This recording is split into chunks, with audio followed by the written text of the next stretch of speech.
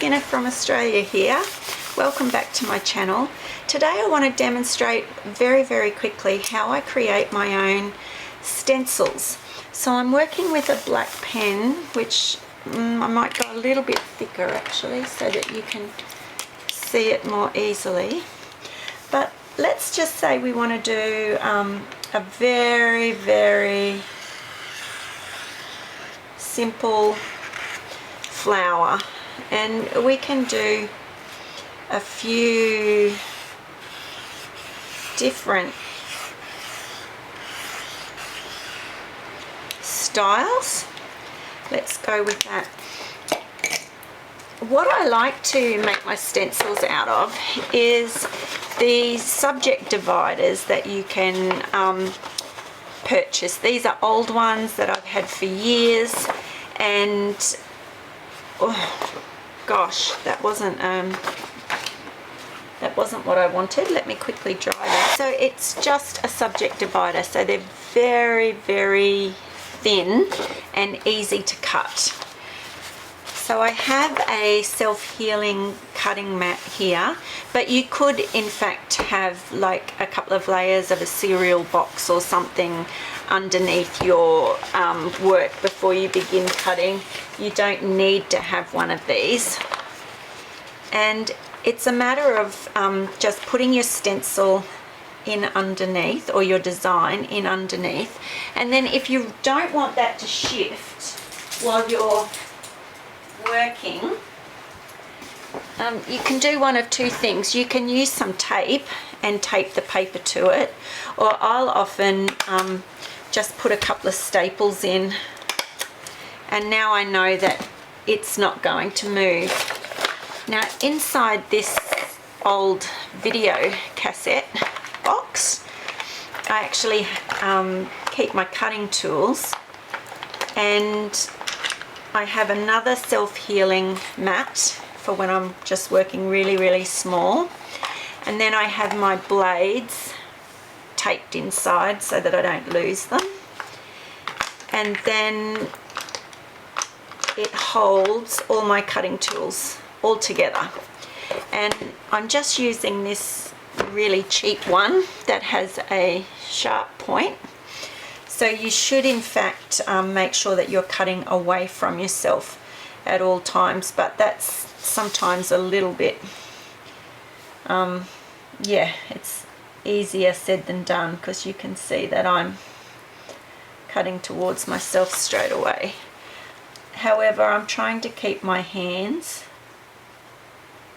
right away from where I'm cutting.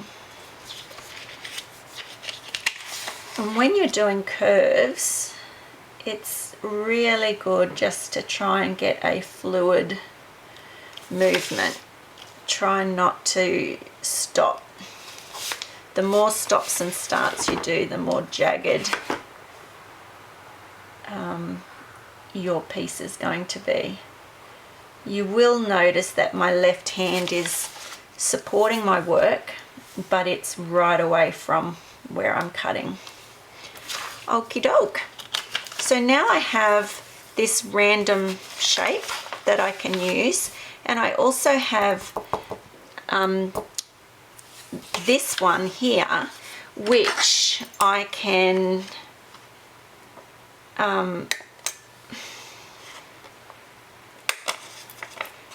use also as my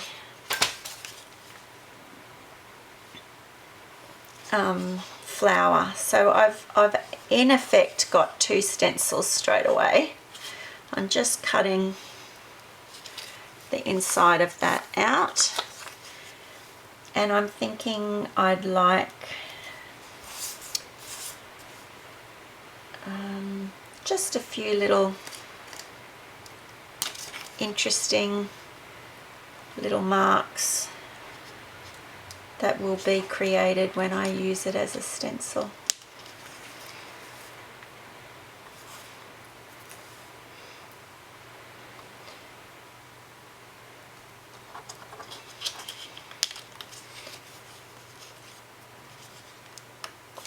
So you can get as creative as you as you wish with using this technique.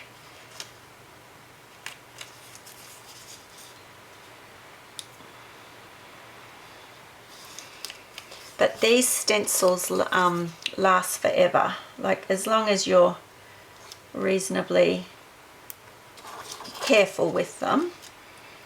It's unlike when you cut with paper and you know you get to use your stencil once or twice and then the paper all starts to go all bobbly and isn't any use to you anymore because the paper's absorbed the moisture from the paint. And you'll notice that I'm cutting towards the opening, and that's because if I cut away, which I started to the very first time, it made this edge want to lift up, whereas if I cut towards it, I'm getting a neater edge. And what I can do if I'm bothered about it is I can come along and neaten up these edges here. So there's my first one cut out, and now I'm going to cut this one out. So I'm hoping I can maybe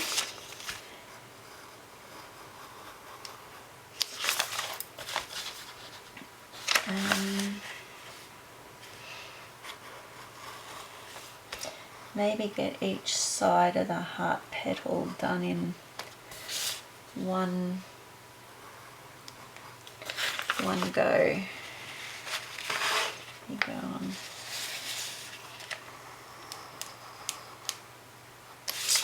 And I mean, these were very quick drawings. You saw me, it took 2 seconds to do them. You can actually take images off Unsplash, both photographs or others off Pinterest that you might find, and you can adapt them so that they're your work. I think I squared that one off a little bit. I'll show you how I can fix that.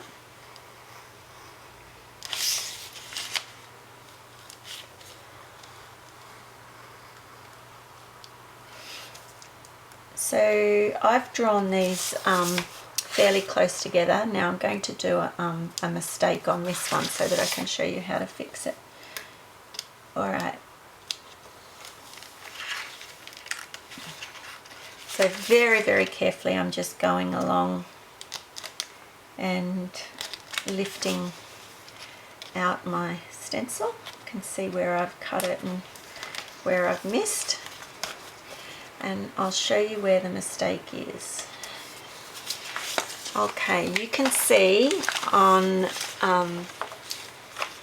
this piece that I've got a little bit sticking up and I've got a straight angle. It's a straight angle here instead of it being a nice curve. And then that's showing up on my heart here too. I've got a really straight edge on the top of it. So it's simply a matter of curving it on your masked piece, and then on this part, which is your stencil, just recut it to form a curve. There we go. Now I can take off my template, and now I have 2 different stencils that I can use, and I also have my mask which I can use. And the other thing that you can do when you've done something like this is actually trim the piece that you've cut out, what I call the mask. you can actually trim this down and make it smaller so that you can do overlays, and you know, it's up to you how creative you want to get. All right. And if you have different hole punches, you could go around and you know, make all sorts of little cutouts and designs in your masked piece. I have a small hole punch, a really fine one, which would make an interesting edge around here or on the end of the taller little stamen pieces I've got here. So I hope that's been helpful. I use it a lot. And the other thing is, you can in fact draw straight onto the stenciled piece, or if you're confident without doing any drawing at all,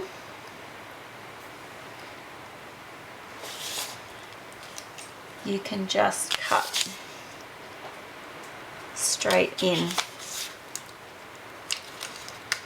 and create your own stencils.